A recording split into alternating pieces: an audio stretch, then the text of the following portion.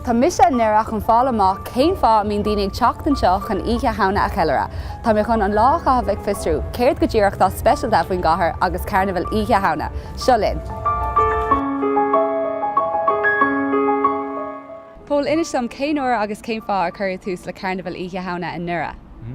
Well, Hashian an Eile mar is ceart in 1986, bhí rúnig an chóirle ag an am gur bhfuil le amacht a muí fin air agrú Oiche Shamhna, agus ó hen tan Eile ag fás le, revision bhí tradition an seans an chahar gon leisú daoine suas cabbí sa bhalla nó bheith cóisirí acu sa bhalla, ach ó Hashian chóirle ag Janú Carnival, tá ahandaine ag teat amachana agus ag buint siltas an Eile.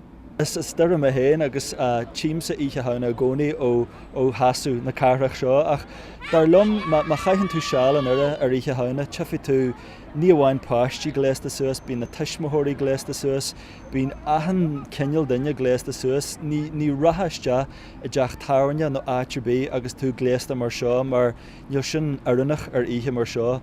Má chaitheann tú Oiche Shamhna amháin an ire, tegan tú an sin just cécho daoíre is lechan ahan daine é.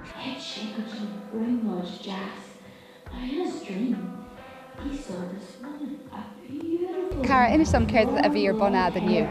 Aniu bhí muid ag deanú cineál cardlan nó cineál páirtí de páiste le scéalaíocht, smuidú den é, ag paintseil na pumpkin nó na turnipí mar deartha, agus bé scanan hiú fásta, tá sé cineál sprí mór do láchaine. Níos a gon cén fá a téan an cahar ar mura, coppla seacht an ribh bé na daine gols ní istí honna na chuid édí agus máisrahan, tá sé cos leis an nolagan seo.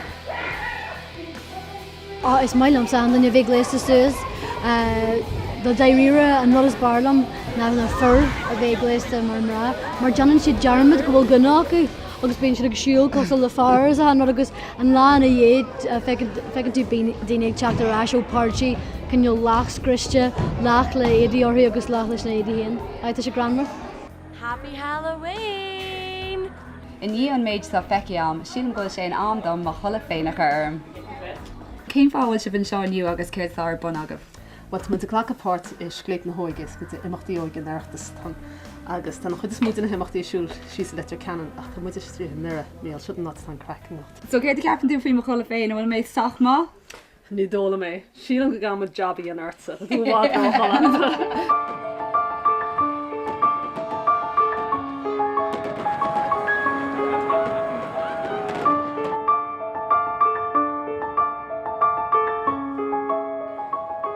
Is bralam sa háta se heag an chathair agus bheith garc ar daoine gléasta suas, an atmosfér kosher atá an san chathair, just fáinne Oiche bháin bhín ahan daine go ar mura agus ní muidir cant nes fa óilhan nó daine go ar mura ar an chéis sin, just féle tealaí a bhhaithín ahan daine compordach agus sábhailte, agus just íomhanna cás leis na tinte álainne ar an óin agus just íomhanna icónacha cás leis sin, tá sé is rud ar leithe.